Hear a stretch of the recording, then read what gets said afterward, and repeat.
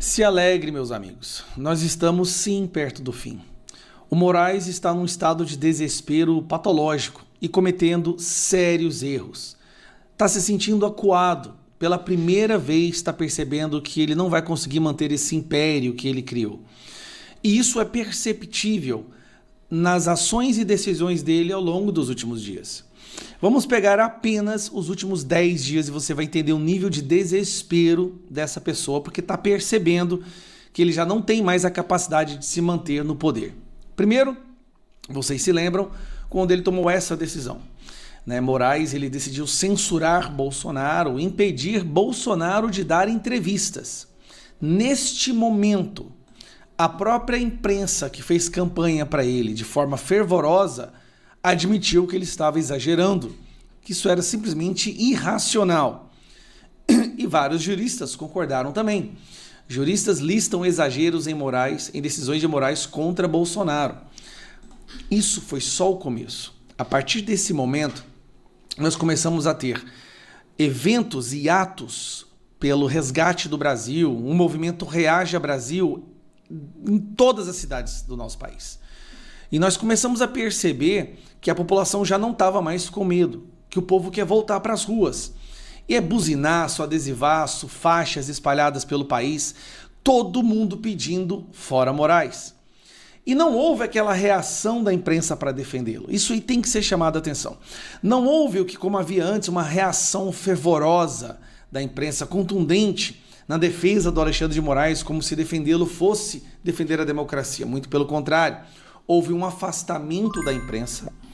O centro não fez nenhuma menção, os presidentes da Câmara, dos deputados, nem do Senado, nenhuma postagem institucional em defesa do Alexandre de Moraes. O que veio, na verdade, foram mais certezas de sanções vinda dos Estados Unidos. E aí, o Moraes fez isso aqui, ó. Moraes bloqueia bens, contas e PIX de Eduardo Bolsonaro.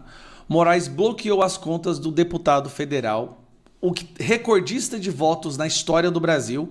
Ele bloqueou as contas dele. Não satisfeito, ele cometeu um gravíssimo erro. E aqui não tem como ninguém concordar com isso.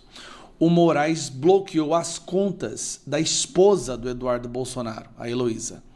Uma mulher, mãe de 2 filhos, que não tem absolutamente nada, nunca militou, nunca deu entrevista política, nunca fez nenhuma articulação. Ele bloqueou as contas dela também, não só do Eduardo, mas também da esposa do Eduardo. Então ele está pegando o que ele acredita ser a punição para uma pessoa e começando a jogar para as pessoas próximas a ela, o que é proibido pela nossa Constituição. Você não pode punir alguém pelo crime de outrem. Não dizendo que houve crime do Eduardo. E todo mundo sabe que não houve, absolutamente zero. Mas aí ele está perseguindo a família do Eduardo Bolsonaro. E aí é onde é que ele surtou. Nós temos um deputado federal chamado Felipe Barros, que é o presidente da CREDEM. Ele é o presidente da Comissão de Relações Exteriores. Como presidente da CREDEM, ele viajou aos Estados Unidos para fazer uma visita ao Eduardo Bolsonaro e conversar com autoridades daquele país. O Moraes decidiu fazer isso aqui, ó. Moraes inclui deputado Felipe Barros em inquérito de Eduardo Bolsonaro. Ele incluiu o Felipe Barros, alegando que o Felipe Barros fez uma reunião que teriam discutido sanções contra o ministro Alexandre de Moraes sob a alegação de suposta censura generalizada. Agora, o que você entende é o seguinte: o presidente da CREDEM foi para os Estados Unidos. O conteúdo da reunião ninguém sabe, mas Moraes já decidiu que é uma reunião contra ele, e se a reunião era contra ele, então era contra a soberania brasileira. E por ser contra ele, deve-se colocar o nome de Felipe Barros no inquérito. Olha a loucura, isso não é coisa de gente normal. Nós todos já sabíamos que algo não esquisito funcionava ali.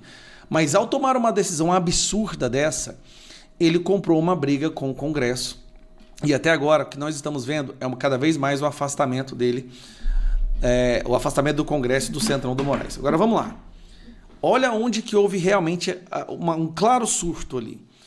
O deputado Hélio, conhecido como Hélio Negão, e o deputado Crisóstomo foram para a Praça dos Três Poderes fazer uma manifestação pacífica e silenciosa com esparadrapo na boca. Você deve ter visto a imagem do Hélio com esparadrapo na boca.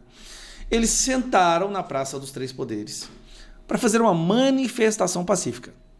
Impedir manifestações pacíficas é algo vedado pela Constituição, porque isso só acontece em ditaduras. Única e exclusivamente em ditaduras, você terá notícia do governo, do Estado, tentando impedir uma manifestação pacífica. Mas aqui no Brasil, isso aconteceu. Olha só onde mais isso acontecia também, que eu quero mostrar para vocês aqui, para vocês entenderem a situação que nós estamos. Maduro proíbe manifestações que possam atrapalhar constituinte. Oposição amplia protesto nessa sexta-feira. Então, o Moraes decidiu fazer uma decisão no fim da noite, quase meia-noite, mandando a polícia prender os deputados federais por estarem praticando um crime. Preste atenção. Você só pode prender um deputado federal por flagrante de crime inafiançável. Ele mandou prender 2 deputados, na verdade ele mandou prender 5. Só que ele estava num susto tão grande que 3 desses deputados nem sequer estavam lá. Eles nem sequer estavam no local, mas sai a decisão de que se esses deputados não saíssem de lá, eles deveriam ser presos. Para piorar, ele intima o governador de Brasília para o coitado do cara sair lá quase de pijama, correndo desesperado, para ir lá e tirar os deputados da Praça dos Três Poderes. Já é proibido você impedir qualquer manifestação pacífica no Brasil, isso está na Constituição, isso é um cidadão comum, você não pode proibir ele de fazer isso. O Moraes proibiu 5 deputados e determinou, algo que não é da prerrogativa dele, estabelecer um perímetro de 1 quilômetro ali, na esplanada dos Três Poderes, dos ministérios, para que não houvesse manifestação. 1 quilômetro. Ele está tomando decisão de governo, ele está tomando decisão de presidente, ele está tomando decisão do presidente do STF. Não existe o menor cabimento às decisões que o Moraes tomou ali. O que isso nos mostra? Ele está amedrontado, acuado. Não é à toa que ele estava viajando pelo mundo aí, como dizem algumas fontes, tentando realocar ali um capital com medo da Magnística que virá nessa semana. Até a própria imprensa fala isso. Mas não é só isso. Ele está percebendo que essa Magnística vai vir contra os colegas dele no STF e ele sabe que os colegas dele vão abandoná-lo. O Moraes vai cair. A nossa parte nisso tudo é continuar pressionando o máximo que nós pudermos. Falar com os senadores dos seus estados, fazer seu buzinaço, estar nas ruas de todo o Brasil no dia 3. Não importa, se na sua cidade é pequena, não vai ter ninguém, vai para a cidade que vai ter. Deve ter uma capital aí perto da sua cidade, é uma cidade de grande porte, que vai ter essa manifestação e vá. Reaja, Brasil, pelo amor de Deus, esse é o momento de reagir. E por isso eu estou te falando aqui, ó. O que está vindo por aí, a pressão sobre ele, a forma como ele está acuado, cometendo erros de confundir mais com mas, as decisões dele estão saindo cheio de erros ortográficos. É um cara que está completamente surtado. E depois da defesa do Felipe Martins, quando o Felipe Martins mostrou todos os crimes que foram cometidos contra ele, a mando do Alexandre de Moraes, o Alexandre de Moraes se tornou hoje uma pessoa simplesmente indefensável, até mesmo para a imprensa militante. A imprensa militante adorou quando ele fez o trabalho dele de impedir Bolsonaro de vencer, mas a própria imprensa militante entendeu: esse cara foi longe demais, ele está destruindo a democracia brasileira, ele é hoje a maior ameaça à democracia brasileira. Então, alegre-se, nós estamos perto do fim, mas é justamente agora que eles vão reagir com tudo e por isso nós temos que estar todos nas ruas e milite nas redes sociais. Não subestime a importância de compartilhar, dar a sua opinião, gravar os seus vídeos. Nós vamos lembrar desse momento como o momento que o Brasil decidiu acabar com a ditadura da toga e resgatar a democracia. Só que a gente precisa de adultos para fazer isso agora. A gente precisa de brasileiros patriotas. Não precisa ser bolsonarista. Eu não estou falando aqui de Bolsonaro. Eu estou falando de viver num país onde a lei seja respeitada, onde o bandido criminoso corrupto vai preso e pessoas possam fazer manifestações pacíficas.